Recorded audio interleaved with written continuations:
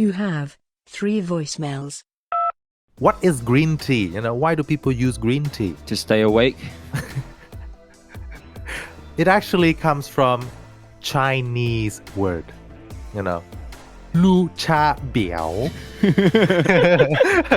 You remember that patient 17, right? Who flew from... Well, you have to say 17 in a very slow and enticing kind of tone. Hello there. Welcome to the show where we have the convos about Vietnam, Hello there. Welcome to Convo Comrades, a conversation with the community about Vietnam. In this show, you'll listen to our humble perspectives and opinions on all trends, topics, anything Vietnam. So what are we talking about today, Mr. Long K? I'm excited for today's show. All right? Oh my God, this is a very weak start. Come on, let's power through this. Come on, we need the energy. I'm excited. So what happens is today's segment, when it's just the two of us talking, we call it Topic Twos. Is it Topic Twos? Topical Two. Topical Two, all right? And what happens is the two of us are just going to pick a few topics and then discuss about those topics and trends. And Long is very keen to be hyper prepared about everything. And I think that on the other side of the spectrum, essentially, I don't want to prepare for anything. So he asked me, right, do you want to discuss any topics for today in preparation for the podcast? And I was like, no. I was like, do you at least want to know the topics? I was like, no. You can collate the topics. You can discuss whatever topics you want. And then I'll just jump in and I'll try to react to it. So I'm not entirely sure what topics we're talking about today, to be honest. I think you mentioned something about COVID or something, but I'll let you introduce the topics. All right, guys, be prepared. I'm so excited for today's topics. Let's dive right in, all right? COVID, that's right. I think that's a hot topic and it's dying to be talked about. Oh, I see what you did there. Whoa, that's just sad. Dying. Okay, sorry. That was bad. All right. I feel bad now. I feel terrible. So, COVID and COVID responses and results in particular between Vietnam and the UK, because we live in the UK, right? Mm-hmm. Let's start with a little poll. Whoa, a poll. Can you tell me? Poll one person. Yeah. Oh my God. A quiz. Sorry, wrong word. Quiz. And also to listeners too, let's have a guess here. How many COVID cases and how many deaths are there in Vietnam and in the UK? So cases and death. Can I give a range? No, just give a number. All right. So in Vietnam first, is it? Or in the UK and Vietnam? Yeah, let's go Vietnam first. All right, Vietnam first. How many deaths? And case. Bloody hell. How many deaths? I don't know. I'm tempted to say 0 because I've actually never come across any piece of news or articles that mentions COVID deaths in Vietnam. I'm just going to go for 5. All right, just to be on the realistic safe side. Mm-hmm. And in terms of cases, I'm probably thinking of 10,000. In a population of 90 to 100 million, 10,000. Okay. And the UK? In the UK, bloody hell. UK deaths probably more than 100K. And cases is 3 million, 4 million. So it does show that you do live in the UK because your UK figures are way closer. It's actually depressing, actually, for those who don't live in the UK. When you play the BBC, every single day there's a segment that tells you and gives you an update on UK deaths. And the death toll is like, today there are 1,000 deaths. Today there are an additional 800 deaths. Just goes up and up and up and up. It's actually insane in the UK. But I'm actually getting used to it now. So, okay, there's 50,000 cases today. Which is scary.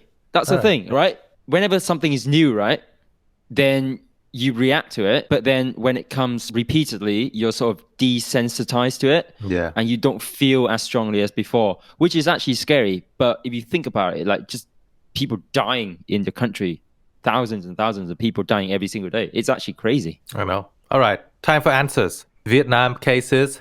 You said 10,000. Yeah. It's actually 1,500 Bloody hell, that's insane. as of January 2021. All right. That is crazy. Okay. And deaths is 35 deaths. So you were pretty close there. Hey, 35 deaths. Yeah. Okay. As of January. I need to read up on the news in Vietnam a bit more, don't I? Yeah, you do. Yeah. Yeah. No doubt about that. What about UK figures? UK, you were pretty close. 110,000 deaths. And confirmed cases 4 million versus your figure of 3 million. Bloody hell! Look at me. All right. UK boy. All right. So from looking at that, and I think it's interesting to compare and contrast the two nations' strategy in curbing COVID. Yep. All right. So you have a lot of exposure to UK news and maybe a little bit of Vietnamese news. Yeah. Why do you think Vietnam is so effective in curbing that, making it so low?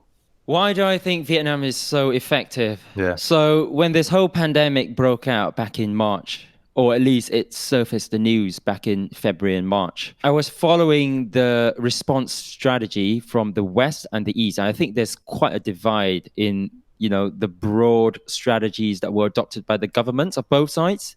I think probably three main factors that contributed to Vietnam's success, really. I think number one is the political... Oh, man, we're going back to politics. In episode 0, we said that we won't be talking about politics because... we don't want to go to prison. But we are saying good things. Yeah. Applause. All right. Yeah, I think the first one is more or less the authoritarian approach and the top-down approach that Eastern countries are adopting. So I'm talking about Vietnam and China, of course, is a very authoritarian or top-down led approach. The second one is in terms of the nationalistic sentiments. I think the patriotism in the country, and it's a very community-driven kind of mentality, which actually you don't get that in the West a lot. I think the third one is probably the past experience when it came to responding to SARS. Yeah. Right. So these Eastern countries, they probably had a lot of exposure, a lot of experiences, really, that they've already tried to combat SARS in the past. They know the broad processes and procedures and the sort of emergency tactical responses that they need to take in order to deal with the pandemic. You obviously have that photo floating around in terms of there's some sort of ranking in terms of how prepared certain countries are in dealing with a pandemic, and they were ranking US and Europe as super high and countries in the East are super low, and it turns out it's probably the opposite, isn't it? So that was pretty interesting. But I think those are the three areas as to why they dealt with the pandemic really well. Definitely. I agree too, actually. I feel response in Vietnam is definitely stricter versus the West, versus the UK, because I know UK better than all of the West. So stricter and faster. I was there in Vietnam back when it all happened, January, February 2020. Were you in Vietnam or were you in the UK? Was I? No. So I think we had our wedding civil ceremony in January. So no, I think I was back there in December. I see. So before all that. Yeah. I was home for Tet. Okay. So I think that's when it actually happened. And I could feel a general sense of fear. Really? Just on the streets. And there was a trend of hoarding stuff. Let's buy all the food. Let's buy all the masks. Let's buy all the hand gel. The sense of fear was really strong. And whenever I go to pharmacy, people are like, oh, can I have 100 masks? So I can feel on the streets, people are very afraid. But why? Because of the COVID. No. Well, no shit, Sherlock. I think the question is how did it come about? Was it from mass media and sort of, constant news saying you got to be careful and stuff like that? Or is it more of where's the source of this fear? I think it's just news about a new type of virus that spread from China, from Wuhan. So that's interesting. How were the news communicated? How was this new virus communicated? Because obviously you've got the news in the UK as well. But why is there a difference in reaction between the two countries? Right, in the UK, of course, people are scared, but I'm just going to tell a story of Mango, right? She was working in a company and her team was talking about this virus and stuff.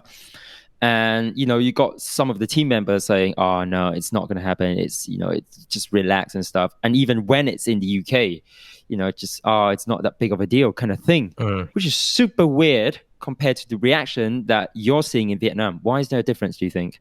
I think it's just cultural. People are afraid to die more. So Asians are scared of dying and Westerners are not. And I get the same too.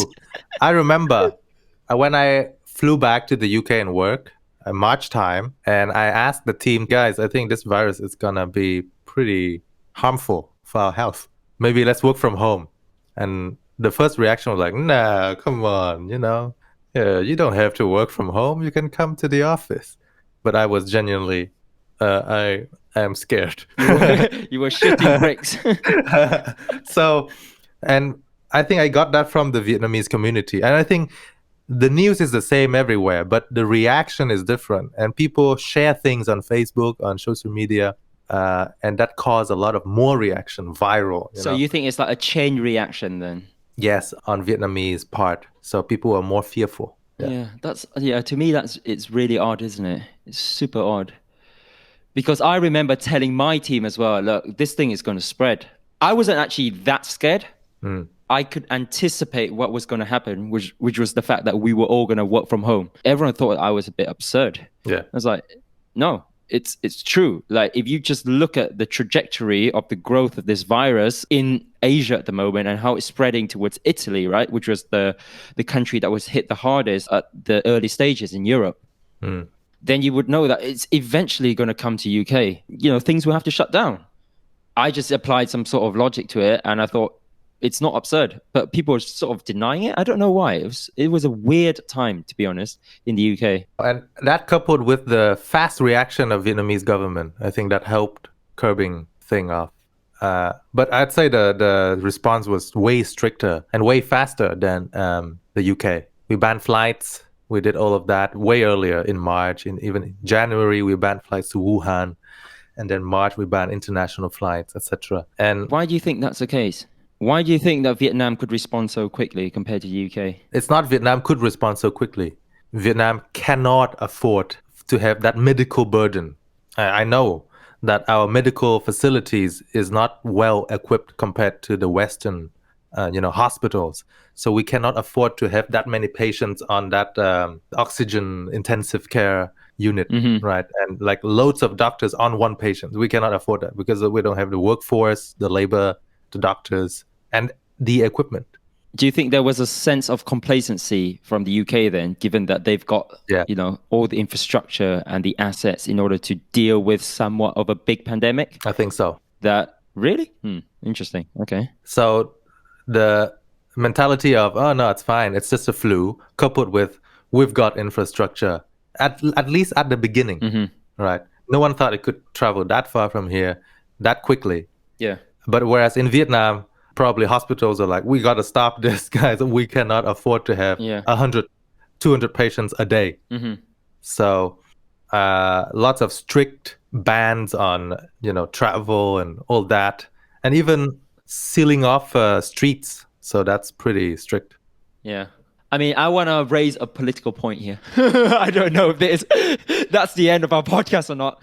But I think, oh man, I don't even know if I should be saying this, but hey. You're breaking the rules. I know, I'm breaking the rules. All right, why don't you just shut me down immediately, all right? Okay. If you think that... Okay. I think because we're a one-party system, a lot of the legitimacy and the sort of, another word is probably the validity or the right to rule of the party is based on how well they respond to these sort of challenges, right? Imagine a scenario where they don't act fast and they don't sort of save the country in time, right? There's going to be riots, right? There's going to be discontent, right? People are going to suffer. And actually, if you look around in the various different political systems, right, normally riots and normally protests and stuff, that stems from just dissatisfaction and unsettling sentiments of the people towards the government. So I think the Vietnamese government handled it really well. I just want to say, remember, quote this, I'm saying that the Vietnamese government handled it very well. No, but seriously, relative to a lot of other governments out there, I think, we did a very good job in doing this. And it surprised me. Look, honestly speaking, it surprised me. But now, come to think of it and come to sort of, in retrospect and when you analyze it, in hindsight, then actually it does make sense. With an authoritarian approach, they could move much faster than a liberal democracy like in the UK. They could get things done. They don't need people to approve and say yes. They just say it, do it, and it gets done. Exactly. So you didn't stop me halfway. So No, I agree. No, I agree. I think it's a good thing to appreciate. Well, if it's a good thing, then let's appreciate it. If it's a bad thing, then shut up. Okay, stop. Stop. All right, next. Oh, wait. I need to say something. What? On this government approach as well. No, I was gonna say because of our government, Vietnamese government, controlling the media, it's good in this way of stop the spread of fake news. Oh, interesting point. Yeah. Right. Because in the West, you see a lot of fake news. And even there are people in the UK believing that the virus is not real. For example? What do you mean, for example? There are protests everywhere. Freedom protests, Oh, I do recall. I think you had that Uber driver guy, right? Yeah. Freedom protest. They were gathering on the streets of Oxford Circus, which is very central London, and saying, "We want freedom. Coronavirus is not real. We want freedom." And I think it's just misinformation. It's fake news. It's where these news are coming from, Yeah. Probably social media. But our government did a great job in controlling that, with controlling the media. So I think that adds with strict curbing of, flights and all of that authoritarian approach, make it so effective that we can control it. I think it's worth mentioning that our community played a role too, but good or bad, debatable. You remember that patient 17, right, who flew from... Why you have to say 17 in a very slow and enticing kind of tone? I can't remember if it's 17 or 34 now, but anyway. I thought it was 13. No, 17. Yeah, I was saying all of her, or his, all of patient 17. All of There. Wait. Oh my God. I'd like to clarify here, right? Because according to my news source, which is the official government Facebook page, and it has a blue tick next to it, so I'm saying it must be reliable. But anyway, on this page, right, all of patient 17's details were released already in March 2020. Not their names, but details such as, their age, their gender, their occupation, and their home address, including a very detailed history of travel. And so it was a matter of time before someone found out something and eventually found their personal social media platforms. And then all of their social media picture profiles were dug up. People were shaming them. I mean, it's effective in dosing fears, but is it right? Debatable, right? Yeah, I mean, it shocked me as well, because in the UK, you would never, ever release patient details, right? It's just confidential in our company. What tends to happen is if you have an appointment, a doctor's appointment, you just say that, "Hi team, I have a doctor's appointment this afternoon. I will not be able to work." That's fine. Yeah. Everyone just accepts it. Everyone respects your privacy and everyone lets you go, right? Now, I don't even know, someone can game the system. They can actually go and play some games, right? They can actually do something in their own time instead of actually going to an appointment. But I think the general consensus in the UK is that, you really respect someone's privacy and someone's medical conditions, and you just don't ask about these things, right? It's very personal. It's very private. Now, this patient's entire movement, data, and information were publicized for the whole country to know about. The government was able to sort of contain the virus based on that information, that historical data.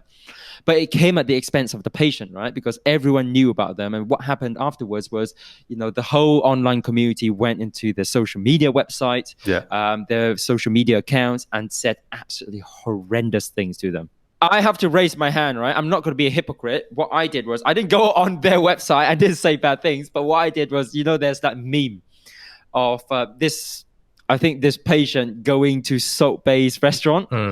Salt Bay, if you don't know, is this really famous guy who makes amazing steak, really expensive steak. And he actually cooks a lot for celebrities. So this person comes from a relatively wealthy background. They came into this restaurant. And there's this photo, and then there's a photo of David Beckham going to that same restaurant, and then there's a photo of someone else meeting David Beckham, and then eventually I took a photo with Paul Pogba, who's a famous Manchester United player, and Paul Pogba met those people in that chain of contact, and I just posted that whole series. Essentially, it's saying, "Oh shit, I've got COVID," kind of thing. It's a meme. It's just for fun. But yeah, anyway. How did your mom react to that joke that you have COVID? She didn't understand. I was just posting photos of random people and football players. And she's like, why are you posting all of this? Why you get so many likes for that? I'm sure if she understands, she would have destroyed you. Exactly. But anyway, going back to the patient, I thought that was crazy, right? In terms of, in the West, the values are individualism. In Vietnam and a lot of Asian country, it's the community above the individual. That's right. Right? It's the community. I think also what's interesting is I think there's an innate inclination in the population to find a tangible source to blame. Yeah. If that makes sense. I agree. You want someone to blame someone or a group of people that you can see and you can feel, and you want it to be tangible, right? If you blame the virus, you can't shore up, what do you call it, support, right? Yeah. Within the community. I think so. But when you actually find a living, breathing person with an identity, then everyone shores up and everyone supports one another and everyone is together to fight this virus. Yeah, I think so. There's an element to that. I might not have articulated well enough, but I think that's somewhat of a case. No, I agree. But all of that at the expense of the other person. So it's crazy, isn't it? For the greater good, for the community good, no doubt it's good. Whereas for the other person, it's very unfortunate. But I'd say the intention of releasing this medical data was of good intention, right? The government definitely wanted people to avoid going to these places because it's been... Oh, yeah. I agree. Yeah. But it's just how the public react on that information. Yeah, exactly. That makes it, yeah. Yeah. I'd imagine, like, if I were making all these decisions, I'm like, oh, you know what? Let's release this girl's... this person. Oh my God, everyone knows now. My God. It's public. That's the whole point. Let's release this person's medical and private information just so that the entire country can crucify her. I don't think that was the intention at all. No. Right? But obviously, when this got out into the press and when it got out into the public domain, all hell broke loose. I agree. Okay, let's move on to a positive note of COVID. All right. Wait. What? I don't think we've actually come to a conclusion yet. About what? About the whole situation. Like, if you were someone in Vietnam, do you think that the public reacted correctly in terms of this person has brought this whole damn thing into the country? Or is it more complicated than that? Let me share my views. All right. I definitely think those negative comments were a little bit too much. All right. In an ideal world, in a perfect world where I see it, these data of their movements will be publicized and people will say, oh, okay, let's avoid this street, that street, and that's it. End of story. And then everyone would say, okay, let's learn from this mistake, guys. Do not travel to these countries. Report truthfully to the authorities of your whereabouts, who you've contacted with, etc. Don't hide. That's it. That's the ideal world that I could see. And I think, to be really honest, the hate comments were further triggered because of their wealthy background. I feel that. Because of their wealthy, and they could do all these things that even trigger That's a good point. more hatred, more like anger in the public. That's my personal opinion. It came to a point where, like I said, like, was the hate mostly or solely towards the fact that they didn't disclose the information and they came back to Vietnam and, you know, the virus sort of in some way spread freely into the public? Or was it because of that, but also of other aspects of their life that were sort of didn't really align with the values of people writing those comments, right? Yeah. And that's the gray area, and we just don't know. But I think, it's a shame that it happened. I understand both sides, but from a government/community perspective in Vietnam, you need to do that in order to stop the virus, because we just don't have the infrastructure and the assets and the capabilities to deal with this once it breaks out. It's a shame. What could have gone better, do you think? I think they did the best with that short amount of time. And I think they must have anonymized their names. But someone will find out, you know. Someone from the neighboring, streets will recognize with all the travel data to this country, that country. Not a lot of people can do that. You immediately recognize, oh, okay, this is actually my friend's friend, because I know only they travel like that. On that event, etc. So it's just a matter of time before the public has someone who has an analytical skill who can trace all those movements and then put a Facebook post and then share, and then people add some more content. Word spread, huh? And then, that's it. And what makes it worse is there's people who may not really understand the story. They just ride on the trend of hatred. All right, let's just ride on this trend. I don't know anything. Let's just do it. So what could have done better on the government part? I don't think anything could have done better.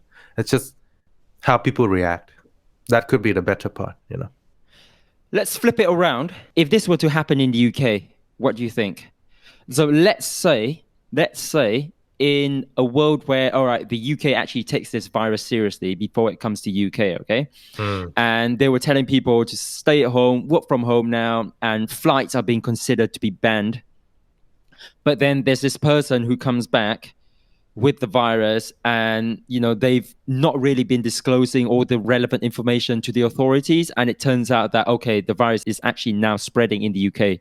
Do you think the UK government would pull the trigger and give out the details and the whereabouts of this person so that the public can start to avoid those places and the country and the local authorities can start to sort of control the virus from there? Do you think the UK would do that? Or do you think that, you know what, we're probably not going to do that because it's against our liberal values? I think the UK will not disclose detailed movements to the public, but they will disclose to their, subsidiaries of authorities, like council, like health officials in that local area. The health officials should know exactly whereabouts did they move. But then publicly, I think the government would just say, okay, in that region of London, someone was walking around. That's it. And no names, no whatever. But do you think that's going to be effective enough, though? No. Is that detailed enough for the public? Then the virus is going to spread. Yeah. But they're going to violate some serious privacy rules. And there are rules about privacy in the UK. So what if I tell you now the UK government can pull the trigger to go back in time and do that, or suffer more than 100,000 deaths now? Would they do that? I'm sure they would do that. I don't think so. No? No, you're going to stop this pandemic, but from, 1990s where the privacy rules were signed. I don't know, Between then and now, there's so many scams, identity theft that's going to happen from then to now. That's going to... 100,000 deaths. It may cause more deaths. People be scammed out of money They're trying to compare that to 100,000 deaths.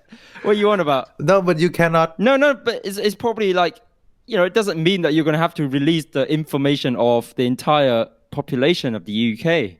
It's just that at that point in time, you're going to have to make an exception. No, but there's gonna be an expense if you go back in time and do this just for the coronavirus. There's gonna be an impact on other parts. So there'll be people who argue, "Oh, there's no privacy laws. Why aren't you releasing this? We demand this information now on other areas of trade, of economics, and that will cause scams." Probably a chain reaction once again, right? So in the future, whenever data privacy and stuff, those kind of things are raised, then where do you draw the line? When do you actually make an exception? When do you stick to your values? It's crazy. It's complicated. Yeah, I think both countries are doing their best now, really. And whatever you do, there's always gonna be haters, Whoa. Haters gonna hate. And an interesting point that I want to raise is the difference in mask wearing culture between the West and the East. Mm-hmm. For instance, in the West, when people see someone wearing a mask, they thought of, ooh, disease, disease, stay away from that person, But in the East, it's totally acceptable. Yeah. And you can see that everywhere, for example, in Japan. Mm-hmm. Why do you think that's acceptable then in the East? I think people, they just have a more history of disease and That sounded wrong. transmittable disease, and it's a sense of community as well. Yeah. We don't want to spread the virus, whatever virus, Mm-hmm. and we don't want to catch the virus from the air. Mm-hmm. So it's a sense of self-protection and protecting the other. Yeah, I agree. I think it probably ties into the air pollution as well, to be honest. Like, in developing countries such as Vietnam, we see a lot of people wearing masks when they're just on their motorbikes traveling around. So, the act of wearing masks has always been somewhat ingrained into their everyday lives. Yeah. So they're used to it. So, when there's a pandemic like this, there's less resistance for people to do so. Yeah. Socially acceptable. Mhm. Right. Yeah. Whereas in the West, people don't accept that. Exactly. People will look at you as if you are alien. Yeah. And then there's a regulatory angle to it as well, isn't there? Yeah. Because I think there was a point in time when the WHO, the World Health Organization, told everyone, hey guys, actually there's no evidence and there's no proof of masks actually combating the virus. And I think the UK obviously were sort of citing recommendations from the WHO when they were telling the public in the UK, yo guys, you actually don't need to wear masks because there's no evidence whatsoever. And my parents went absolutely ballistic. They were so mad and they were telling me, you got to wear masks. And I was actually like, you know what? If the WHO, they've got all the scientists, they've got all these smart people telling you to do that, I'd probably side with the WHO. But in retrospect, I think I'm kind of like an idiot because these guys obviously didn't know what they were talking about. And now they're backtracking from their recommendation and they're telling us, well, you should be wearing the mask because it actually helps to mitigate the spread of the disease when people cough. Yeah. Yeah. So look, it just goes to show that you've got all these people in power in their respective positions, but not everyone knows everything, and sometimes you just got to make a sensible decision based on the various different sources and angles of information that's out there. Your parents can be right compared to an expert in WHO. Exactly. So gather your information, from all sources and make an informed decision. Mm-hmm. Okay. And we're wearing masks now.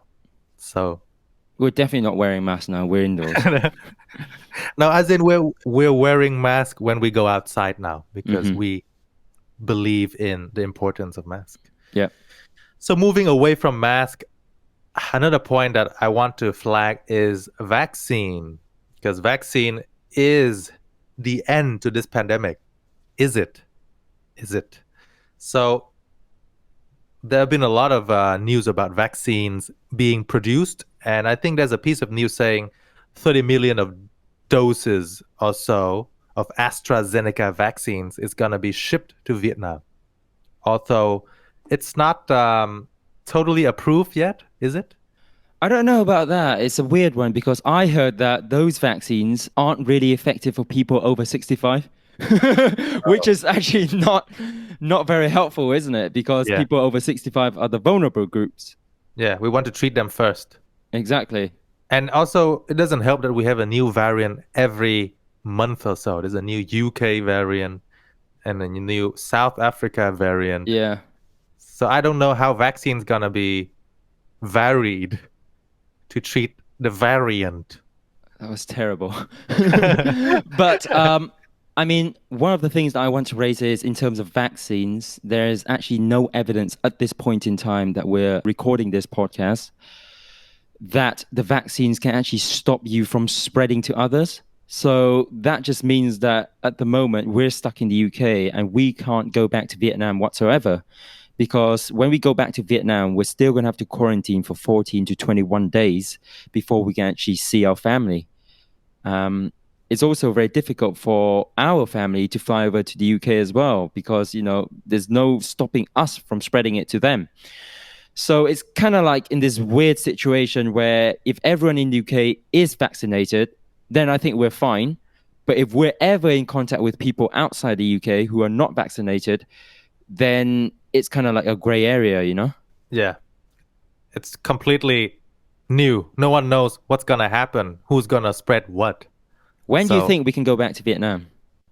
Realistically speaking, I think at least 2 to 3 years. 2 to before 3 we- years. That's right. Because we have our holidays a period of, 30 days a year, right? And we cannot waste it 14 days in a public facility quarantining. That's terrible use of holiday. So I don't want to use that up at all. So I'm going to wait for when there's no quarantining required. Then I'm going to go back. Yeah, that makes sense. Okay, let's move on to the positive note. All right, which is the Vietnam economy. All right, this is Oh, we're not talking about COVID anymore. Done. That's it. no Vietnam economy with the background of COVID. Tell me now, do you read any Vietnam news? No. All right, so this is perfect. But I'm Perfect. making a podcast about Vietnam. This is perfect. This is perfect because I want to see what you think is happening to Vietnam's economy. Okay. Just simple, good, bad, this year, going forward with COVID. Okay. Yeah. So what are your thoughts? Is it going great? What? Just like that? Just generally? What do you mean? Like, what's going on? What are you on about? Yeah, like is the economy doing well with COVID? Is the economy at the moment doing well with COVID? So if I were to take a step back and look at Vietnam's economy, what are the main pillars, right? Number one, tourism. Oh, that's been hit. Definitely. Number two, agriculture. I think domestically it's fine, but we export a lot overseas. I'm not sure if COVID's impacted any exports or not. Maybe not. There's probably going to be a slump and then it's going to bounce back again. Because I think exports, it doesn't require a lot of contact, right? So I'm assuming agriculture is doing relatively okay. What are the other pillars? Manufacturing. Manufacturing, I think probably raw materials from overseas coming into Vietnam, that might be a problem. Export-wise, I think that's fine. It's just that raw materials from overseas, from countries that are probably being hit quite hard, it might be actually struggling with supply chain. So manufacturing might be impacted. So if I were to do like a red, amber, green, I'd say tourism is a red. It's not looking too good. Domestic tourism is fine, but international tourism is horrendous. Agriculture, I think that's a green. Manufacturing, I think that's an amber. What else? Media and entertainment, I think that's a green. I think, it doesn't really Impact. have a lot of dependency on international stakeholders. So I think that's fine. I think in media and entertainment, that's a green. So those are the broad 4 categories. So I think broadly, probably an amber and a green in terms of the economy. Yes. I think you're on the right track there. And according to all the news source that I read, right? Because I do read news. I do that. Yeah. I don't. Vietnam economy is doing really well. All right. You just imagine, you in class, right? You are a good student, right? You're on track to become a better student. But the number one and number two students are always there. But one day, those two students got hit with the flu, and they cannot study anymore, and they will go out of the class. So there's more room for you now to overtake them, and that's what's happening with Vietnam right now, because all other countries are being hit with COVID. Yep. The West, even neighboring Asian countries, they're dealing with lockdowns, businesses are stopped, but Vietnam is controlling it so well. People are still walking the streets freely. It's actually crazy. Like, we're in the UK, we're in a 3-month lockdown, if you guys don't know, right? So there's a lockdown from January all the way till March. That's insane. 3 months, like that's a quarter of the year just sitting at home. We can exercise, we can go out, but generally all shops are closed. Yeah. Everything is closed. It's actually crazy when you go on Facebook or Instagram and you look at people in Vietnam, they're just like chilling in cafes and, meeting people and going to work. It's so good. Yeah, it's actually crazy when you go on social media to look at, people in Vietnam, they're enjoying their lives as though everything is normal, whereas probably most of the world at the moment, it's not. It's an opportunity. Yep. For Vietnam to overtake everyone else. It's actually very beneficial. Let me read you some facts Okay. that I gathered. I think you should change your name to Long Facts. No, it's not. It's Long K Fan. Okay, come on, just read the facts quickly. All right, the facts is 2020 has been a great year for Vietnam. All right. And you mentioned that tourism got hit. That's true. That's crazy. A lot of people got redundant in tourist and bars and restaurants, things like that, where in tourist hotspot. But we have increases in other areas. So, for example, in the West, we have a lot of increased demand in work from home now. So a lot of from home shopping with DIY, things like wood, furniture. Vietnam is a big exporter of that. And facts shown that there's been an increase of like 47% or something in 2020 for okay. wood and furniture exports. So that's great, right? Because of these demands from the West. And the West countries and companies in particular will face problems with supply chains because our neighboring countries like China will be experiencing lockdown and things like that. All the companies, right? Supply chain is mostly in China. And due to rising tension with the US, rising costs, China is getting more developed now. And it feels a little bit weird saying this, but Vietnam could be the next China, right? Because I think there's no... So we're going to be like, manufacturing viruses and exporting it over the world. No. Excluding the COVID part. I can admit that China is a well-developed country now. You have cities like Shanghai, Shenzhen. I think they call it special economic zones. Yep. They're so modern. Yep. Even more modern than the UK. Yeah. So to say that Vietnam will become like China, I think it's a compliment. It's the right track. And with China labor costs increasing, people are looking at, I think this trend everyone is calling China plus one. So Vietnam is the next company is going to invest in, and that's going to have knowledge spill over, right? Technology spill over. We're going to upskill all our labor workforce, and that's going to be crazy. Bloody hell, you've done your research. Yeah, exactly. And let me give you some more facts. Just one. Oh, actually two. All right, go ahead. One of Apple suppliers is going to move a major part of its supplier chain to Vietnam from China. What's the name? Foxconn. Oh, Foxconn, yeah. Foxconn's very well known. Yeah. I don't know it. You haven't done enough research. And Foxconn, I think Foxconn was very famous, or infamous actually, for a lot of suicide cases. Whereas people were just like being grinded to the ground, working in these sort of sweatshops. crazy. Yeah, you can search like Foxconn suicides. Yeah, it's nuts. And that's why Apple, I think at some point in time over the past couple of years, they had some bad reputation because they were using this sort of supplier. Anyway, sorry, you were saying? I was saying it's a good thing that Foxconn is moving to Vietnam. Wait, is it a good thing or a bad thing? I'm saying it's good because they're going to invest hundreds of millions of USD into Vietnam. Yeah. It's good for the economy, but I think we need to monitor how they treat their workers then, given that scandal. Yeah. Anyway, to a fun part. Vietnam is having another new airline. No, really? Do you know? I know a new one, which is Bamboo Airlines. Can you name all the Vietnamese airline? Bamboo Airlines, Vietnam Airlines, EasyJet. No. Wait, EasyJet? No. That's UK. Vietjet, and I think the other one is there's a budget airline. There's another one. Is it Jetstar or something? I don't know. That's right. Jetstar Pacific. All right. Well done. And then the next one we have is Viet Travel Airlines. Viet Travel. Isn't Viet Travel a tourism company? It is, but it's just open an airline. Really? They're branching out into the airlines industry. That's so weird.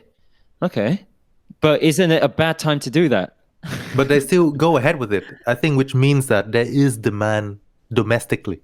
Well, depends on how the country copes with this new spike in cases, right? But that's super dangerous. Why are they doing that at this point in time? I know. Okay, so wow, what's the intention behind this? Their tourism arm is probably being hit really hard when it comes to international tourists.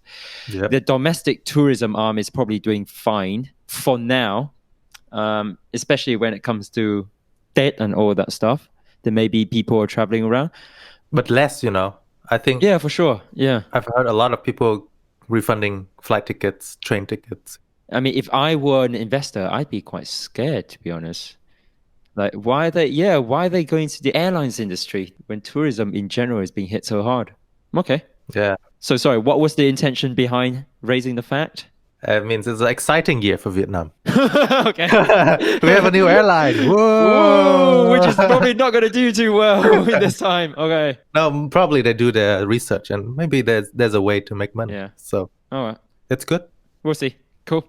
Yeah. So it's been a great year. In absolute terms, GDP wise, I think we are very well in the C, the C in Sea Games, Southeast Asia.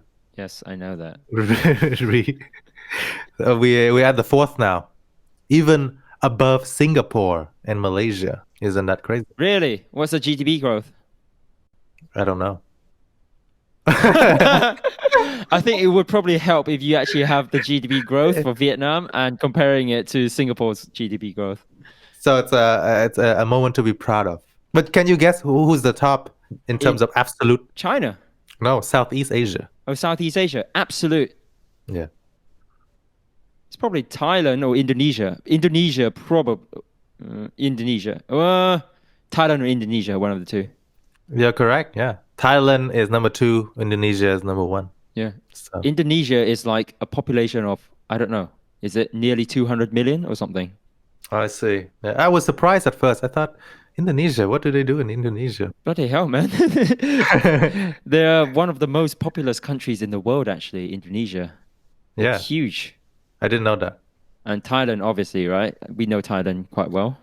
So yeah, in terms of economic, I think things are looking really good for Vietnam as companies looking for supply chains. And I mean, just a broader point. For those who don't know, I have a background in politics and international relations, so I do read up a lot. Back then, I don't follow it as closely now, but over the past century or so, power has always predominantly resided in the West, right? You've got Europe, and then following the World War, you've got the Cold War, and then slowly a transition of power concentration towards the US. And that's mainly been the case for the past couple of decades. But now we're slowly seeing the emergence of China. And I think this whole coronavirus situation, it's accelerated that trend, a transition in power, a movement in power, a slowly changing balance of power from the West to the East. And obviously spearheaded by China, right? Because of how the US and Europe as a whole are treating and responding to coronavirus, but also how Asia as a whole are responding to the virus relatively well. I think so. So to me, the broader trend here is that the virus has really accelerated that change in economic development. Yeah. And I think this is going to be an inflection point, 2020, an inflection point of, China being even stronger economically in the world stage. That's my view. I agree with that, actually. Where the West is getting slowed down with all these lockdowns and pause, China will rise ahead. And bloody hell, with the whole, what's it called?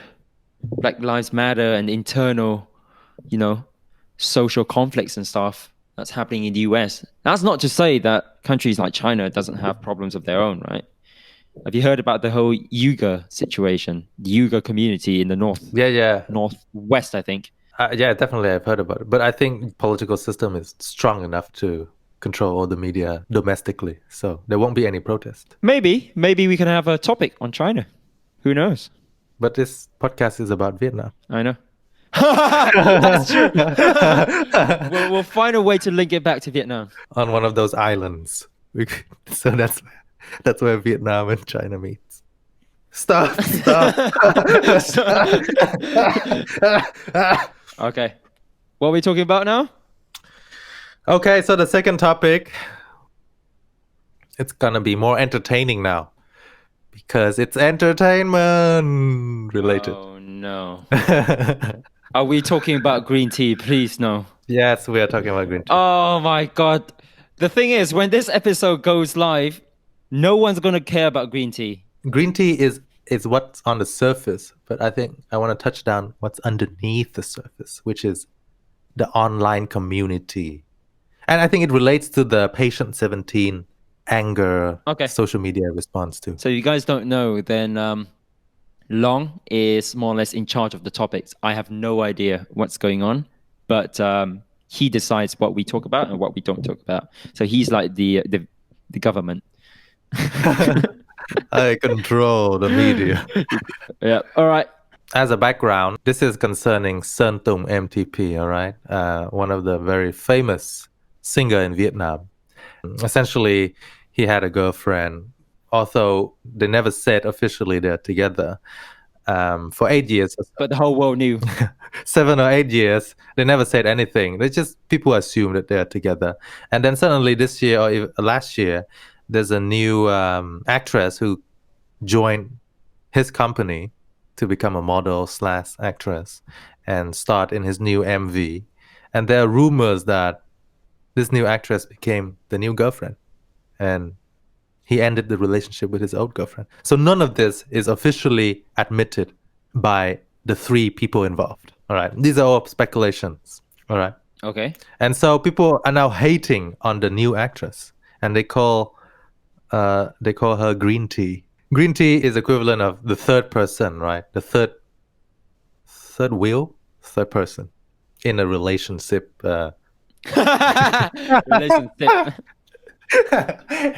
Relationship. Dot. Full stop. And so before we dig deep into this problem, let's define this term, green tea. What is green tea? Why do people use green tea? To stay awake. It actually comes from Chinese word, Lu cha biao. And it means green tea prostitute. Okay. It's actually a slang, actually in 2010, 2013, something like that. Okay. In a novel. Anyway, it's a slang to say someone is on the outside very pure and very innocent, but deep down inside they want to cause damage to a relationship. Like I know you and Mango are in a relationship. If I am a green tea, I will talk to you all the time and I will be like, I'm very innocent, and then I'll be like, you should help me, you should come over to my house and help me with things, and to get you away from Mango. So That's a broad definition of green tea. What do you think about that? What do I think about the definition? Yeah. It's a very good definition. Do you believe that there are such types of people who exist?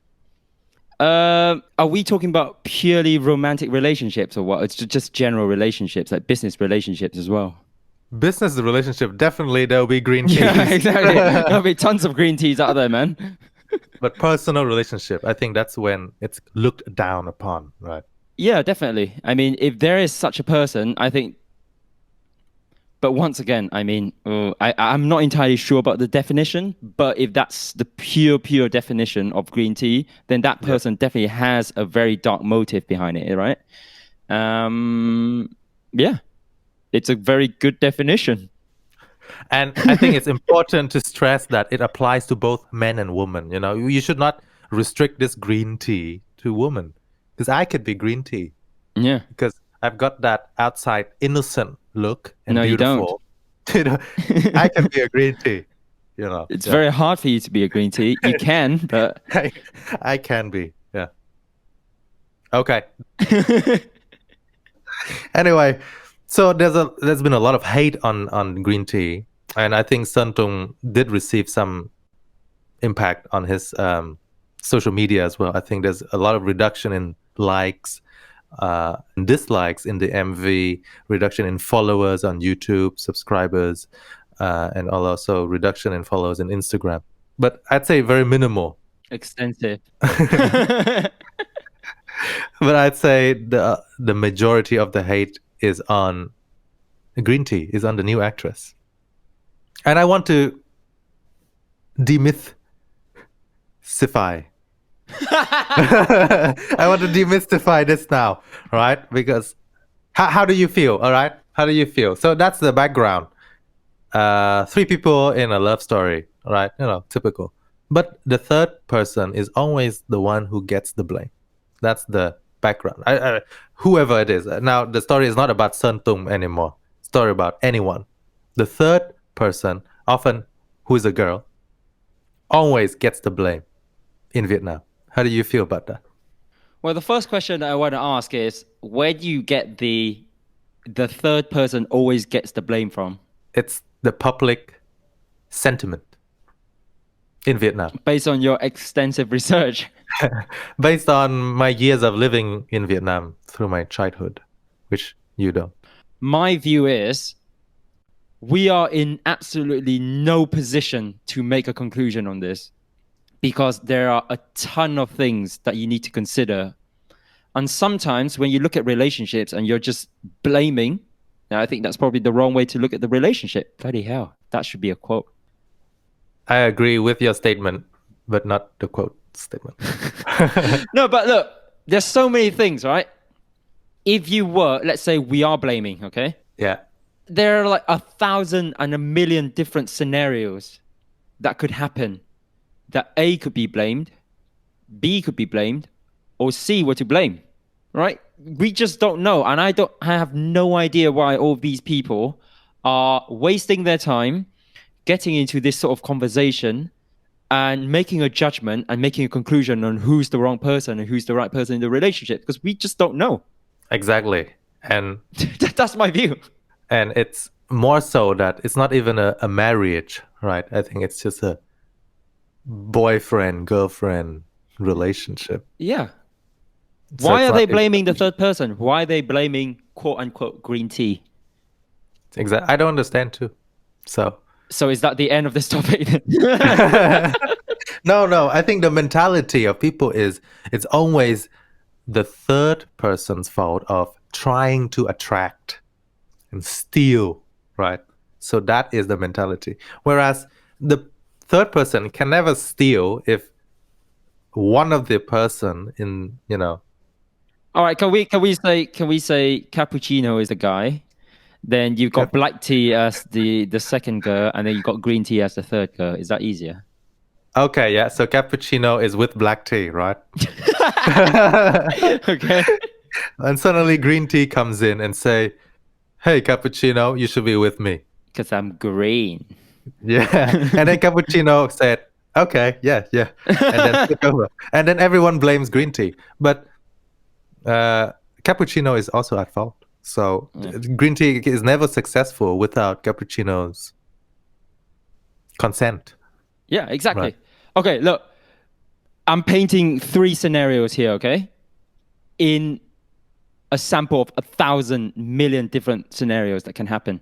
But a simple scenario that green tea is to blame is cappuccino and black tea are completely happy together, and green tea suddenly comes in. Woo, hey, I'm all hell? green, and I smell good, and I have a good Japanese green tea flavor to me, right? And then cappuccino is like, oh, hell yeah, right? But then again, there's something wrong with cappuccino there. That's the first scenario. Second scenario would be black tea used to taste really nice, all right? And black tea used to... I think this is no. Let's not talk about taste. Black tea used to be really nice to Yeah. cappuccino. Yeah. But then, I don't know, over the course of the years, black tea's turned into water, right? Just still water, just bland and boring, right? And it's because of black tea, and black tea's changed their personality, right? Yeah. So that's pushing cappuccino away. Cappuccino's like, I don't want water. I want black tea. Where's my black tea? You know, what have you done to my black tea?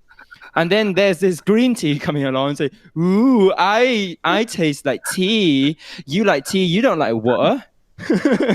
so cappuccino, yeah, right. You know, I signed up for tea. I didn't sign up for water. So I'm going with green tea.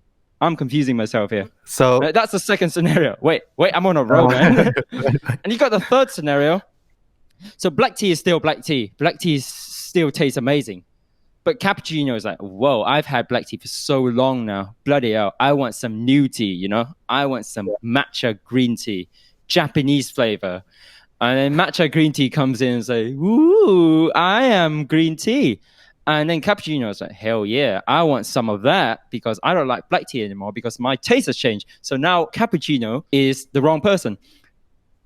You get where I'm coming from? It depends on so many things, and it's not like just one person's fault. There's probably a ton of different factors, interactions, actions, words that were being spoken to. It's crazy. It's so complicated that we as the public can't just stay here and say, oh, no, I support this person, I support that person. That is too naive, and I'm probably assuming that most of the people involved in this situation, involved in the conversation, are just little kids. I know. And what's more dangerous is we are little kids as well. we're now participating on this conversation. Join the community, be part of the conversation. No, but wait. So all your scenarios you mentioned were 3 people at fault, right? It could be A, B, or C at fault. And in reality, it could be a mixture of A and B and C. I think my scenario 3 was actually a mixture because green tea was like, ooh, I'm green tea. But green tea can just say, oh, I'm green tea. I'm doing my own thing, right? Yeah, exactly. So, and even a 4th scenario where black tea is not together with cappuccino at all. And cappuccino is not together with green tea at all. Yeah, so, exactly. Or what if black tea just didn't change? Black tea actually went with latte. Yeah. Right? Yeah. Right? You don't know. Right? You don't know. What's dangerous is people who don't know hop on this trend of hate commenting, and it's having I would say, a very negative impact on the third person here, on the green tea, whether they are wrong or not. Lots of hate comments, a lot of dislikes, and even I've read an article where they even contacted one of the branded where she appeared on an advert and demanded that you should take down that advert, or else crazy. I will not buy your products. I will, that's having an impact on business now. Now it's not just showbiz. I think I kind of sort of want to move on to the next one, and a logical next topic, which is, to what extent do you think that, all right, when you become a singer and when you become famous, probably the number 1, if not the top 5 singers in Vietnam at the moment, your life can just be judged by anyone, anywhere in the country. And anyone who you're in contact with can just be judged. Yeah. Did they sign up for it when they wanted to be famous? I think personally, they do. They understand the risk Yeah. and the impact, and they still go ahead with it because it's not just happening now. It has happened so many times in the past. And if they had a dream of becoming famous, they definitely took that into But consideration. yeah, I need to mentally prepare myself because we're definitely getting famous, Long. With this Convo Comrades, like we gotta mentally prepare ourselves. Only our voices is famous. If we don't speak, then no one will know us. We find a way to wrap up this episode in a strong manner, please. All right. So in conclusion to that green tea thing, right? I'd like to say my opinion. Oh, I'm sorry. I haven't even asked for your opinion. You were like, you were asking for my opinion, and then I was like, yeah, okay. Can we wrap up the episode? And you're like, this asshole has not even asked for my opinion, and you've been doing your extensive research over the past couple of weeks. All right, sorry. No, minimal, very minimal research. Okay, based on your minimal research over the past couple of weeks, what is your opinion on this? I'd have to say I agree with your views. All right, That's it. don't have enough data. We're not in the relationship. We don't know what's really happened. So just hopping on the trend, hate commenting has a very negative impact on a person's mental well-being, right? And there's been a lot of cases of that in I think especially in Korean K-pop, where people just commit suicide, artists, most frequently because of hate comments, because of pressure from their companies, etc. So I'd say it's definitely wrong to hate commenting, because we don't have the data and we're not in a relationship. So yeah, that's what I wanted to say. So for those who don't know, over the past month or so when we were preparing this podcast, we're coming up with a list of the various different topics that we want to cover. Green tea is the topic that he wants to discuss the most. I was probably imagining half an hour of heated debate on something really, really cool. No, but I felt really strongly about this, Why do you feel strongly about it? because one person gets all the blame, whereas it's not one person's fault. And I felt really unfair. Why don't you actually go on her social media and support her? you got all of these comments and say, you're a bad person, you're terrible, go and do this, go and do that. And then I really value you. And I appreciate your existence. If I do that, then it means I'm a fan of her, but I'm not a fan of her. I'm just a bystander, right? And I looked at and I felt you felt a sense of injustice. That's right. You felt like you wanted to be Batman, right? And put on your headphones and go on a podcast and talk about it. But wait, it's actually it worked out for all three of them very well, actually, in terms of marketing. It's already done. What? It's finished. The whole situation, it's done. No, it's not done. Oh, okay. But marketing wise, I mean, it's very well for them. Everyone knows them now. Okay. So it could be a marketing scheme. Do you think it's a marketing scheme? Well, you can't rule out any of these in today's world, right? Yeah. Because I've heard that, certain A-listed artists in Vietnam, they have articles prepared in the months, right? So for next month, they would have an article published on certain papers about this particular story and particular drama. And then next month, they're going to engineer and they're going to try to manufacture another story, right? To stay relevant. It's actually insane. If you think about it, they actually work really hard to make themselves relevant. Day in, day out, week in, week out, year after year. They work hard to make sure that they are still known in the public.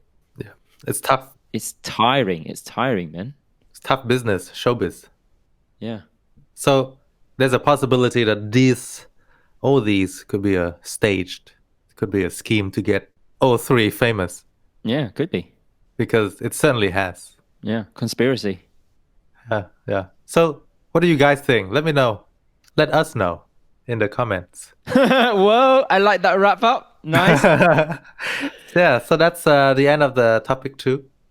Yeah. Once again, be part of the conversation, guys. Let us know what your thoughts are on what are the 3 topics we covered. Number 1 is COVID. Number 2 is economy.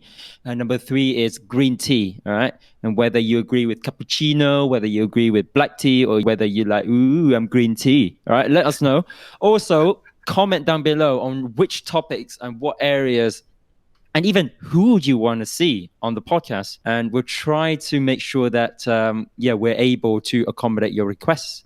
Any feedback, also let us know. And I don't know about you, but I'm super open to reading feedback and then even seeing different perspectives and hearing different perspectives from our audience. Definitely. So if you want to voice your perspective on certain things, or you want to counter argue against what we've just spoken about, let us know as well. Mm-hmm. We're happy to read you out. Join our community on Facebook and Instagram at Convo Comrades. And you can find us on Spotify, Apple Podcasts, Google Podcasts, and YouTube. As for now, bye-bye.